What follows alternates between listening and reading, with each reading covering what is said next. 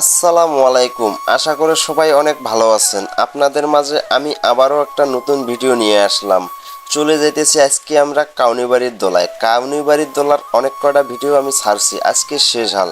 তাই চিন্তা ভাবনা করলাম যে আর একটা ব্লগ দেই, শেষ হালের একটা ব্লগ দেই। আজকে কত দর্শক সেটাই আপনাদেরকে দেখাবো। নিম্নত 200-র উপরে দর্শক আজকে মাছ মারতে আসছে আমাদের হালের পিছনে। তো অবশ্যই ভিডিওটা সবাই কন্টিনিউ করবেন। আমরা চলে আসলাম প্রায় এই যে আমাদের দোলায়, কাউনিবাড়ির দোলা। এটাকে কাউনিবাড়ির দোলা বলা হয়, কেলাবগঞ্জের কাছাকাছি। এই যে আমরা এখন দোলাতে নামবো, গাড়ি আস্তা থেকে এখন আমরা এই যে দোলাতে নামতেছি। আশা করি সবাই ভিডিওটা কন্টিনিউ করবেন। 200-র উপরে আজকে লোক আমাদের গাড়ির পিছনে মাছ মারছে। অবশ্যই ভিডিওটা সবাই দেখবেন।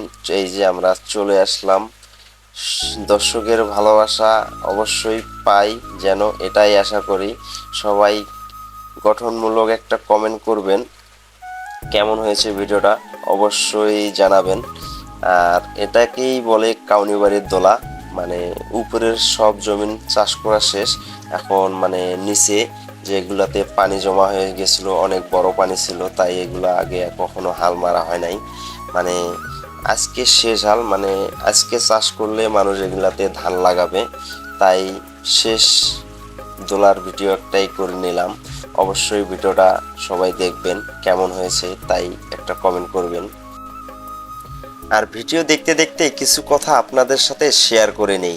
কিছুদিন ধরে আমরা অনেকেই নেট না পাওয়ার কারণে সবার রিচ এঙ্গেজমেন্ট সব কমে গেছে।